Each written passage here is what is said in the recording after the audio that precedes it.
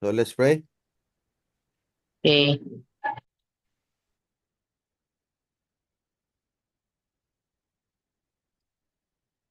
Naghahakukan pa yung Facebook. Setting up. Okay, let's pray. Ama naming Diyos na nasa langit, sa mga sandaling ito, kami dumudulog sa inyong luklukan ng awa. Inihiling ang pangunan yung banal na Espiritu na siyang maggagabay sa amin sa pag-aaral na mayroong kinalalaman sa dalawang Adan. Loobin yung Panginoon na dumating sa amin ng pangunawa upang ang kagalakan at katiyakan ng kaligtasan ay patuloy namin maranasan bilang inyong mga anak. At ang aming mga buhay ay maging kahayagan ng inyong kagandahan, loob at kabutihan. Salamat sa pagdinig sa aming panalangin. Ang lahat po amin hiniling, alang-alang po lahat sa pangalan ng aming Panginoong Yesus. Amen. Let me share with you my screen.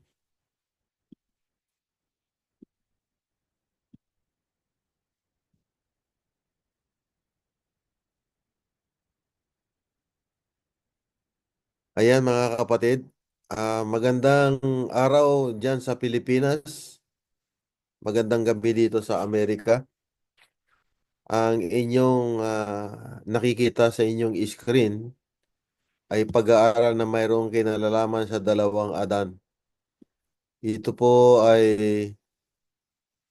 nasa Bible at ang purpose ng pag-aaral ay maunawaan natin ang ating identity. Una kay Adan na nahulog sa kasalanan at kay Kristo Jesus na naging ikalawang Adan o last Adam na tinutukoy ng 1 Corinthians 15.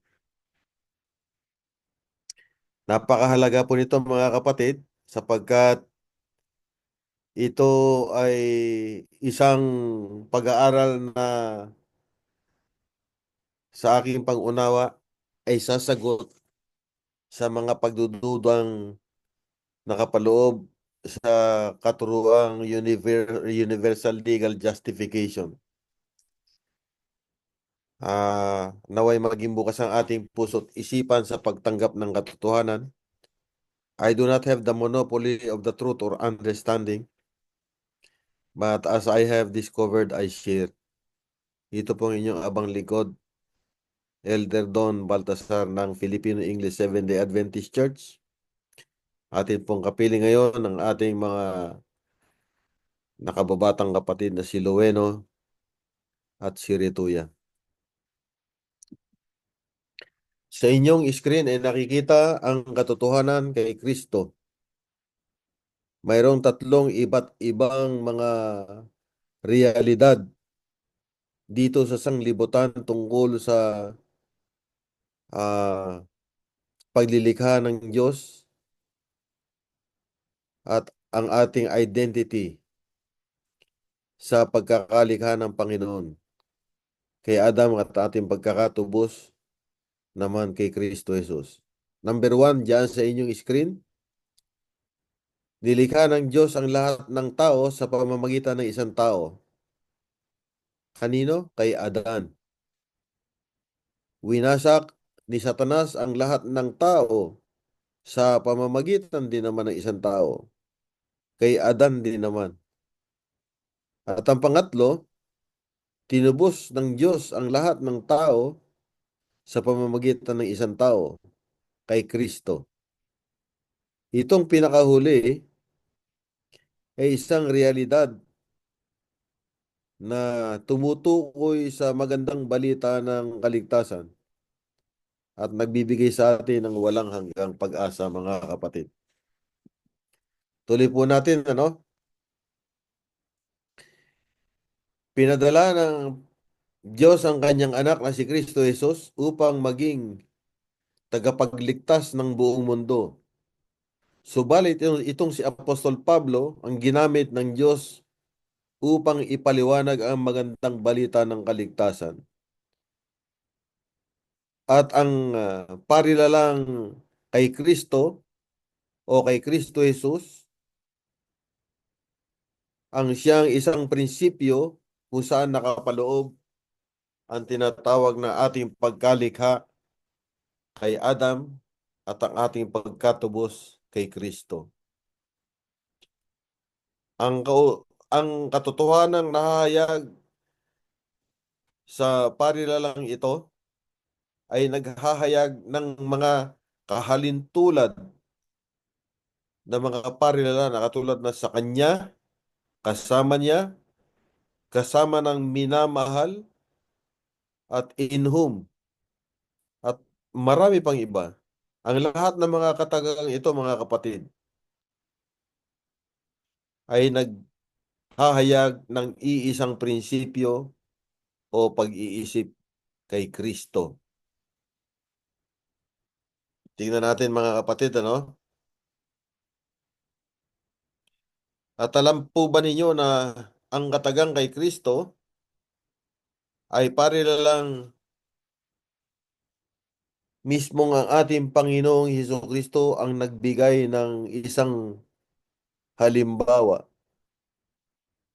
Kung inyong naaalala ang kanyang winiga sa John chapter 15 verses 4 and 5, sabi niya, manatili kayo sa akin o manahan kayo sa akin.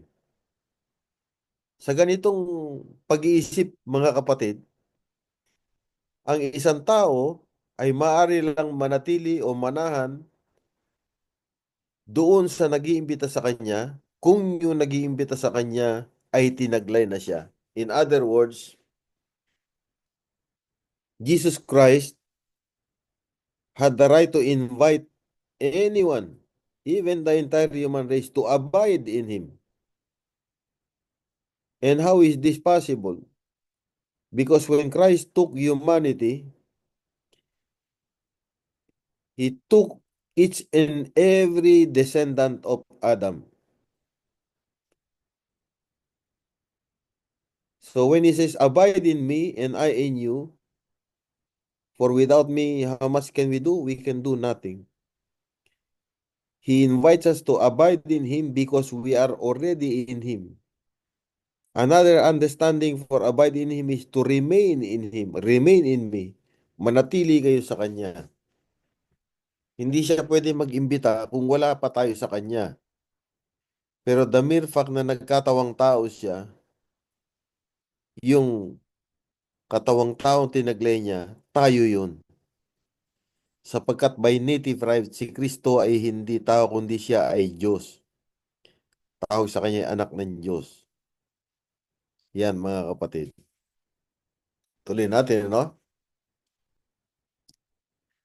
Kay Adan, ang likas natin tayo ay patay sa espiritu. Subalit kay Kristo, tayo ay binuhay na mag-uli sa pamagitan ng espiritu. Kay Adan, tayo ay likas na mga makasalanan. Ngunit kay Kristo, tayo ay ginawang matuwid. Kapatid, ha? Ginawang matuwid. Ibig sabihin, hindi tayo dating matuwid. Ang taglay nating kasalanan at kahatulan. Kaya hindi tayo likas na matuwid. Pero kay Kristo, ginawa tayong matuwid. Yan ay nakatala sa 2 Corinthians chapter 5 verse 21. Ano?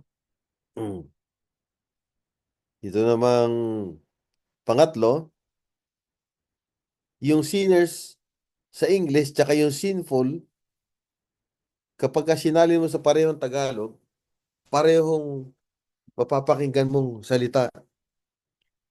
Sinners sa number 2 ay makasalanan, sinful sa number 3 ay makasalanan din. Kaya kung ano yung alam nating Tagalog na wika for sinful, wala tayong ibang pwedeng gamitin kundi yun mismong translation niya.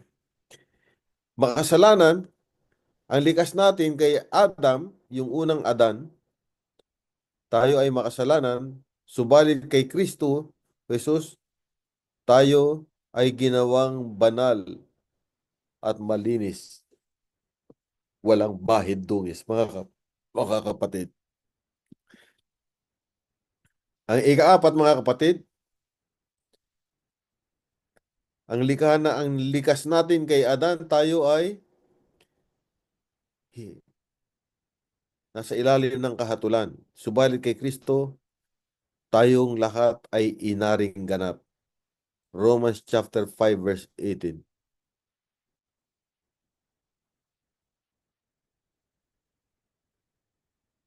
Doon sa panlima naman, tayo'y likas na mga anak ng tao.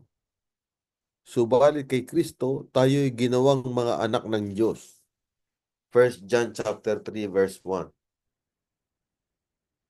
Pang-anim, likas natin, tayo ay patungo sa impyerno. Subalit kay Kristo, tayo'y kasamang pinaupo niya sa langit na bayan. Meron pa po, mga kapatid. Tayo ay mga mortal. Ibig sabihin, tayo ay mga namamatay. Pero kay Kristo, tayo ay ginawang immortal. Hindi pa natin marahil tanggap na literal ang katagang ito sa panahon natin. Subalit hindi naman yan nangangahulugan na wala tayong immortality. Kasi pinawi niya na yung mortality para mabuhay tayo. Pangwalo, tayo ay mga dukha. Subalit kay Kristo, tayo ay ginawang mayaman. Ginawang mayaman, mga kapatid. Pangsyam, mas bababa kaysa sa mga anghel.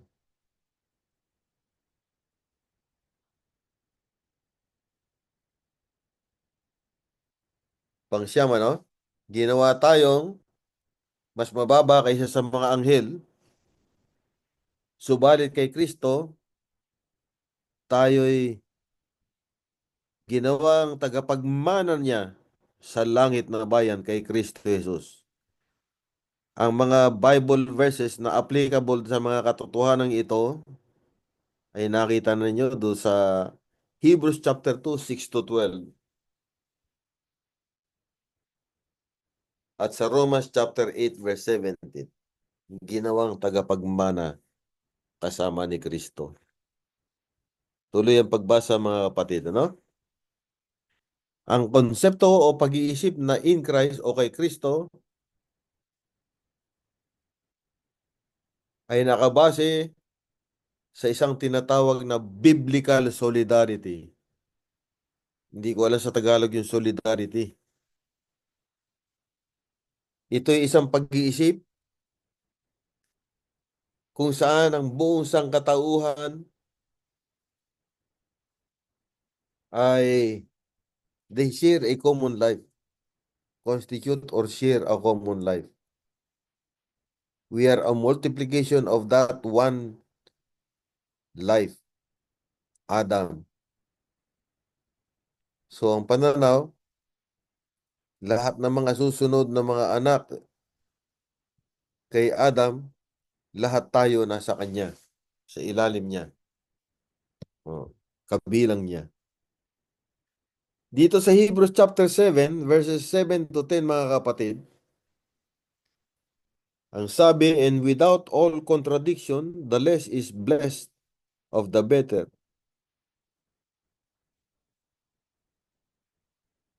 And here men that die receive tithes, but there he receiveth them, of whom it is witness that he liveth. And as may so say, Levi also, who receiveth tithe, paid tithes in Abraham, for he was yet in the loins of his father David. Yan, yan ang isang uunawain natin, sikapin natin, no, mga kapatid?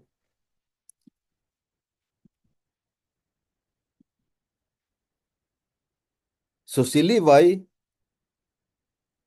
galing kay Jacob. Si Jacob galing kay Isaac. At si Isaac galing kay Abraham. Nung dumating yung sa dakilang saserdote, magmula sa kawalan, ang pangalan ay Melchizedek, siya ay nakilala bilang hari na walang sariling kaharian. no? He came from nowhere, yan ang ibig sabihin niyan. So, Abraham bigat Isaac,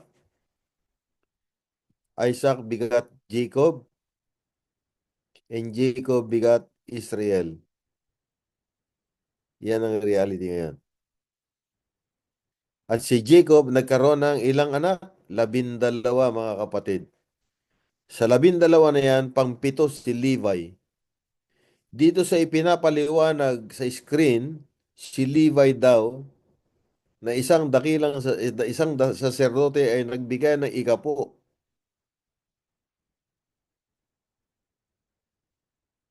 Paano siya nagbigay ng ikapo?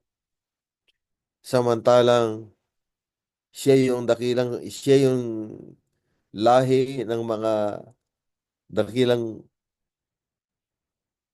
lahi ng ng mga saserdote. Ang mga saserdote hindi nagbibigay ng ikapo. Pero dito sa verse 9, si Levi nagbigay ng ikapo. Paano siya nagbigay? Sa pamamagitan ni Abraham. Yung ginawa ni Abraham was passed on to him. Nakita natin mga kapatid, we identify with the humanity of Christ. Ganito rin yan, isang prinsipyo. Katulad yung libro, halimbawa, o yung Bible,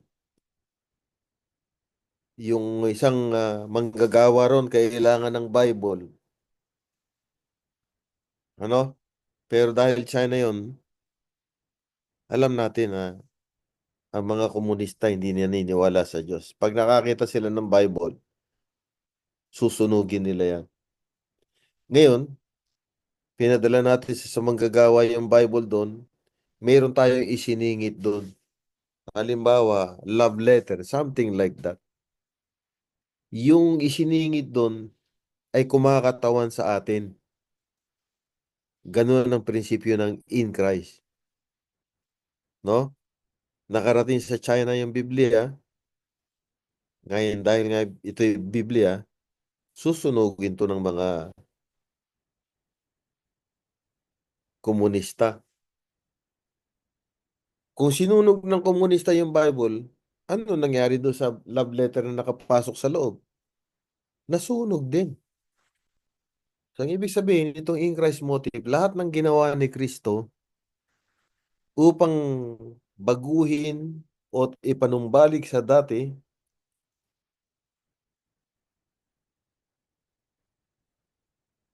ang katayuan ni Adan bago siya nahulog sa kasalanan, dito nakapaloob yung tinatawag na ang gawa ni Kristo ay nagbago sa kasaysayan ng tao. Kanyang ipinanauli ang imahe o image na taglay ng Diyos na inilikha kay Adam and Eve. Kaya nga sila, ang image nila ay agape. Yan ang prinsipyo niyang in Christ, mga kapatid. Meron pa sa Genesis chapter 25 verse 23. Yung Romans chapter 9 verse 13, makita niyo sa screen, mga kapatid. Ang cross-reference ito, Genesis 25:23. Ang sabi ng Romans 9:13, nasusulat, minahal ko si Jacob at si Esau ay aking kinasuklaman. Ganun ba yung Diyos? We cannot uh, put into God's perspective and alter it and make change to that message and put our own dangerous yun, mga kapatid. Ngayon, para maliwanag pa natin anong ibig sabihin ng corporate identity, Genesis 25:23, nandiyan yan sa screen ninyo. Ang sabi, and the Lord said unto her, at winiga ng Panginoon sa kanya, dalawang bansa ang nasa iyong sinapupunan. dalawang ugali ng tao ay magkakahiwalay, hindi ugali. Two manner of people shall be separated from thy bowels, and the one people shall be stronger than the other people. The elder shall serve the younger. Kita natin mga kapatid. Tuloy natin, ha? Okay lang po kayo, ha?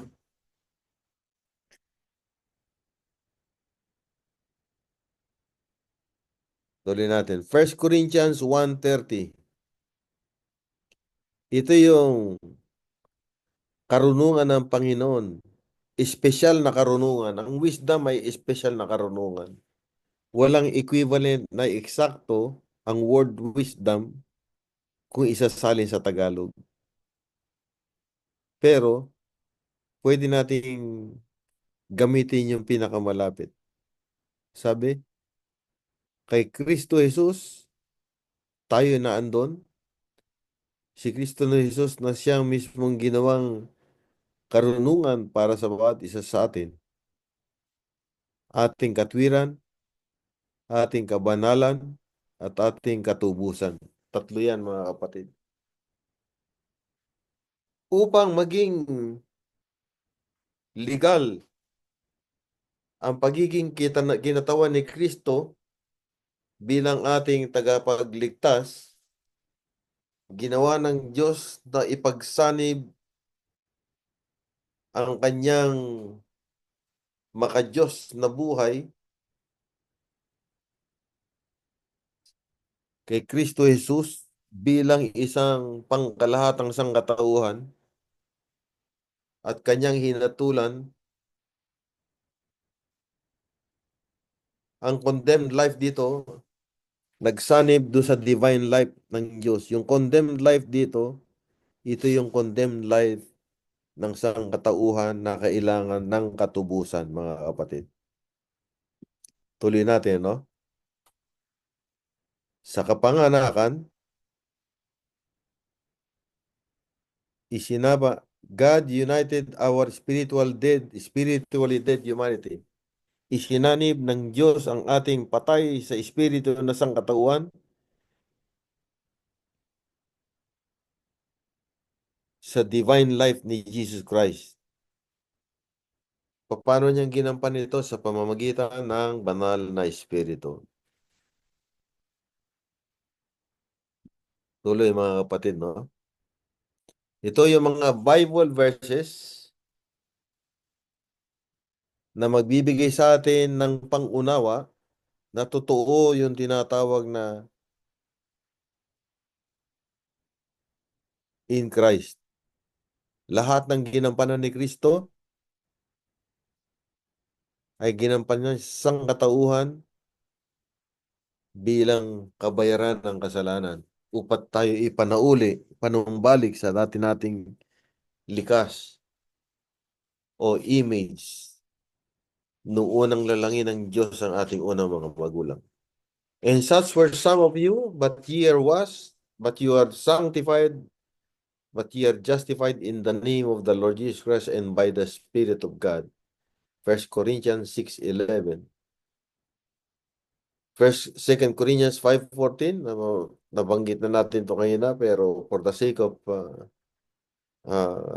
hearing again, for the love of Christ constraineth us, because we thus judge that if one died for all, then we're all dead. Malinaw po yan mga kapatid. Colossians 3:3, for you are dead and your life is hid with Christ in God. At panghuli, 2 Timothy chapter 2:11, tapat ang pasabi, tayo ay namatay sa Kanya, tayo rin naman ay muling mabubuhay kasama siya. Yan mga kapatid. 2 Timothy chapter 2 verse 11.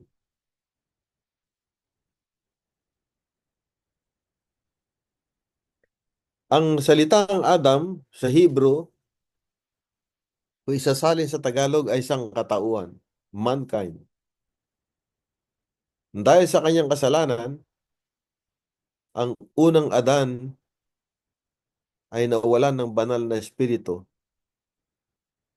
kung saan dahil dito kanyang ini-introduce o pinamunuan o pinangunahan ng condemnation na nagdulot ng kasalanan ng buong sangkatauhan. Inilagay tayo ng Diyos kay Kristo na siya naging huling Adan at ikalawang kinatawan ng buong sangkatauhan.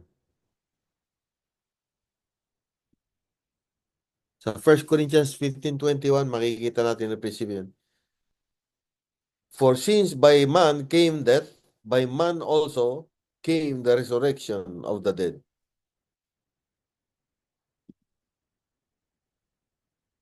For as in Adam all die, even so in Christ shall all be made alive. Maganda to.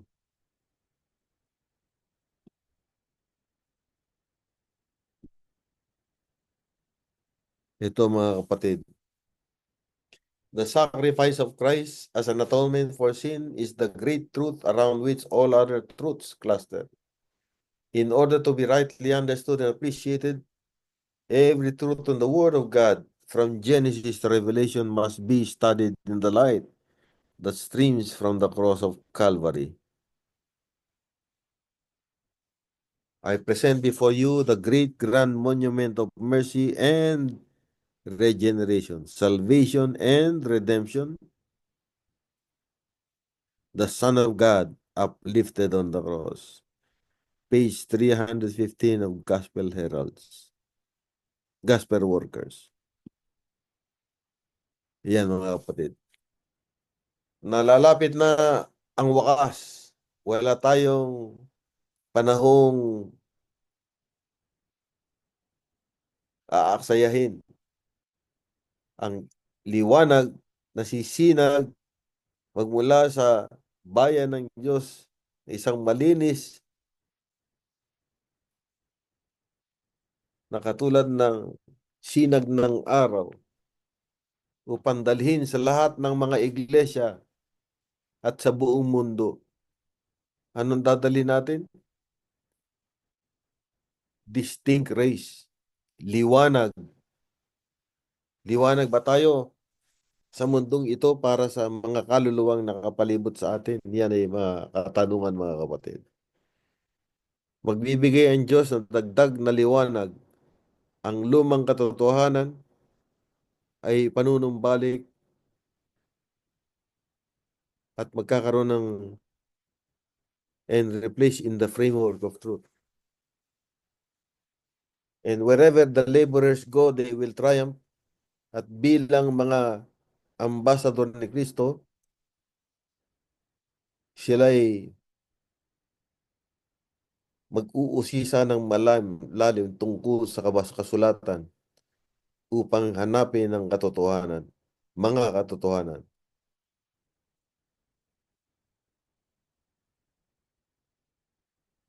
And every ray of light received is to be communicated to others. One interest will prevail. One subject will swallow up all others. Christ our righteousness.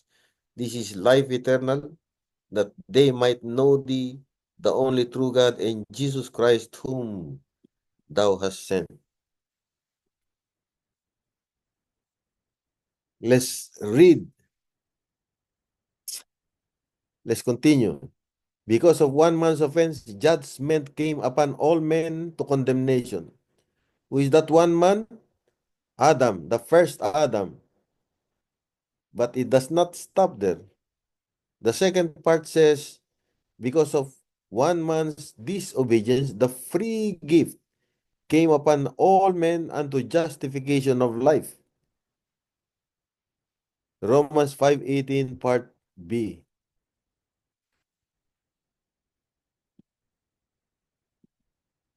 The human race is the multiplication of Adam's life. Makikita po natin yan sa Acts chapter 17 verse 26. Tanong dito, kailan pinanukala ng Diyos ang pagtutubos sa pamamagitan ni Kristo? Ang sagot ay nasa Efeso 1:4. Ephesians 1:4. Just as He chose us in Him from where? From the foundation of the world. Yan, mga kapatid. Tingnan natin to. For all have sinned and come short of the glory of God. Romans 3:23. The wages of sin is death, but the gift of God is eternal life through Jesus Christ our Lord. Oh.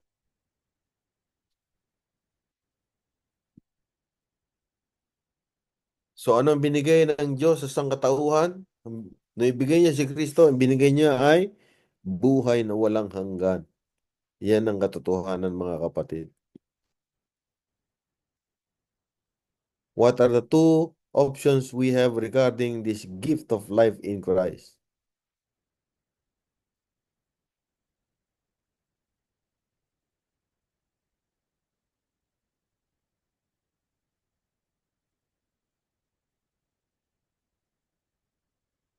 Ano yung binigay? Eternal life. He who has the Son has life. He who has not the Son has not life. Sapagat ang Diyos ay pag-ibig, hindi niya ipipilit ang handog na walang bayad, handog na buhay na walang hanggan, kahit kanino man. Ang kalayaang makapamili ay ibinigay ng Diyos sa bawat isa upang ating magamit ng mayroong katalinuhan, mga kapatid. Ngayon, dahil ang likas natin ay masama, mga maraming pagkakataon na nagaganap ng ating pagpili ay nakukompromise. Only those who receive Christ by faith will experience what? Peace that surpasses all knowledge and understanding. Anong tanong dito? If we hear and believe God's word, what will be the result? John 5:24. We pass from death to life by accepting Christ as our Savior. However, our hope as Christians is in the resurrection, where Christ comes the second time to take us to our home in heaven.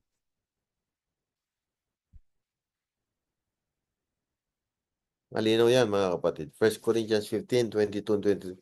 Ito yung gospel illustration. Kita nyo sa pinaka-bottom, agape, love of God. Paano na-demonstrate yan? Doon sa banal na kasaysayan ni Kristo na siya yung trunk. At ano yung kanyang banal na kasaysayan? Kanyang kapanganakan, kanyang wagas na buhay, kanyang kamatayan, at ang kanyang muling pagkabuhay. At marami na naging bunga nito. Natatapos na, mga kapatid. Kita natin yung illustration. Mayroong batas ang Diyos na dapat tuparin. Yung nakatutupad, siya ay aaring ganap tungo sa buhay. At siya ay magkakamit ng tinatawag na katwiran. Yun namang susuway ay kahatulan tungo sa kamatayan, sapagkat ito ang hustisyang hinihingi ng kautusan, mga kapatid. No? Justice and righteousness. Yung unang picture, si Adam. Si Adam na naging si Kristo. At ang pag-iisip na in Christ ay muling nag-surface. Nung ipinanganak si Kristo, symbolically, we were in Him. And we are in Him. Okay? Then we have the perfect life. Then we have the sacrificial death and the glorious resurrection. All of Christ. Nothing coming from us, mga kapatid. It is by grace we have been saved through faith, and that not of ourselves. It is the gift of God. Malinaw yan, mga kapatid.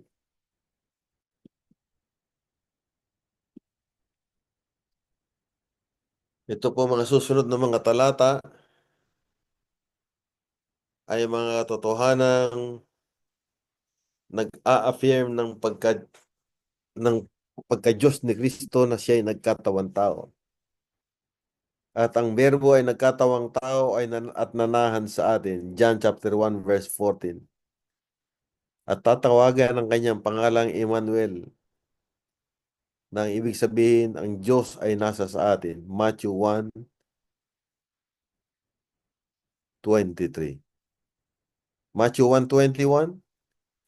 At ang pangalan mo ay tatawagan Jesus, sapagkat iyong ililigtas ang iyong bayan magmula sa kanilang kasalanan. Panghuli, last but not least, subalit ang Diyos, bagaman siya ay mayaman sa awa, binuhay niya tayo kasama ni Kristo. Ephesians 2 verse 5.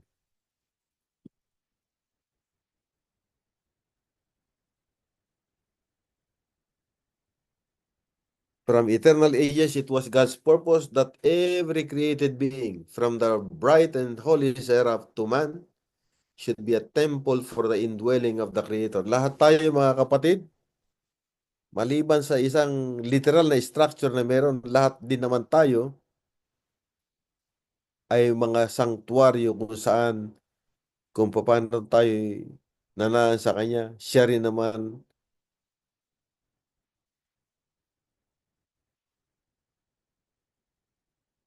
tayo bilang mga templo ng Diyos na nanahan sa atin ng banal na Espiritu. Because of sin, humanity ceased to be a temple of God. Darkened and defiled by evil, the heart of man no longer revealed the glory of Divine One. But by the incarnation of the Son of God, the purpose of heaven was fulfilled. Desire of ages. Ito na, ito mga statement ng mga theologians ng mga naunang panahon. Jesus Christ was the representative of humanity and centered in Him. And when He took flesh, He took humanity. This is the most glorious truth in Christianity. It is Christianity itself. It is the very core and life and heart of Christianity. Sinulat ni W. Prescott doon sa 1895 General Conference Bulletin, page 24. Meron pa. By His obedience to all the commandments of God, Christ wrought out a redemption for men. This was not done by going out of Himself to another, but by taking humanity into Himself. Naintindihan po sana natin to, no, mga kapatid? Kung kaya't si Kristo ay binigay niya ang sangkatuwahan ng existence o pagkabuhay namang uli magmula sa kanya rin namang sarili. To bring humanity into Christ, to bring the fallen race into oneness with divinity is the work of redemption.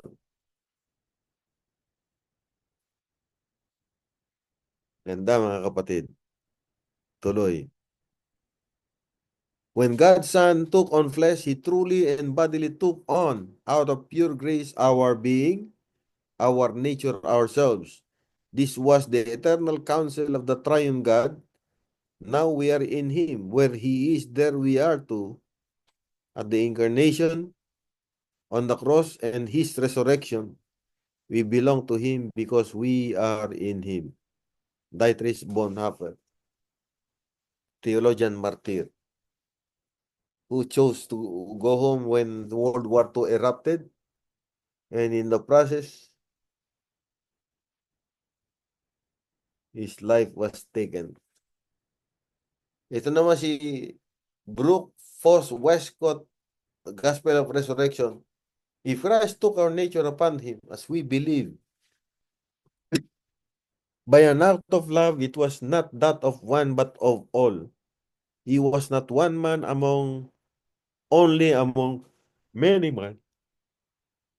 But in him, all humanity was gathered up, and thus now, as at all time, mankind are, so to speak, organically united with him. His presence, his acts are in the two sense our acts, so far as we realize the union. His death is our death, his resurrection, our resurrection. So what two things did Christ accomplish by his death and resurrection? Two things. He brought light and immortality to light through the gospel. He abolished death and brought life and immortality to light. Oh, ganda niyan. So tonight, we conclude with an invitation coming from our Lord Jesus Christ. Such an invitation you're familiar with, you have come across several times, and it's not surprising that you quote this verbatim from heart to heart. Come unto me, all ye that labor and are heavy laden, and I will give you rest. My yoke is easy and my burden is light. Thank you, mga kapatid. Let me stop the screen.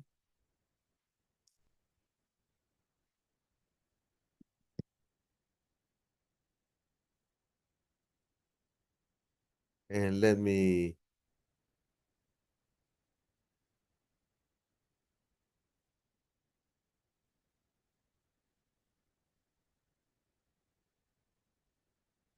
stop the live stream.